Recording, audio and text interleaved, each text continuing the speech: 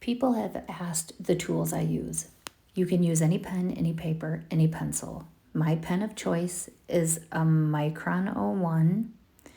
It's a fine tip pen. If you're hard on your pens, please use a PN, which stands for plastic nib. It will withhold if the pressure on your pen tends to be a lot. And you can see the difference here. The 01 is on the top, the PN's on the bottom. A Micron 10 is used for filling in or making a thicker line. As you can see, the difference between the top is the 01, the middle is the PN, and the bottom is the 10. And Micron usually has packs of both. I use a regular pencil, nothing fancy. This is called a tortillon. It is wrapped paper and I use it as a blending tool. You can also use a Q-tip. I use my finger. You can use many different things to blend. You can find them anywhere. I have a link in my Amazon affiliate. I also like to have a Sharpie on hand to use for filling in.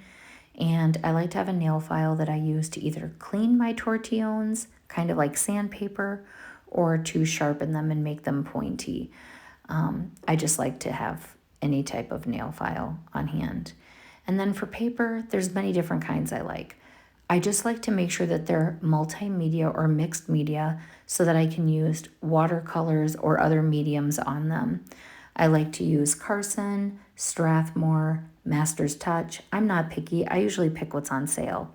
I also carry an eraser because if I feel like I've gotten too far with shading, I can erase it. You can use any pen, paper, or pencil. This little square thing, if you want it to look like a Zentangle tile, is a punch that will make your corners rounded.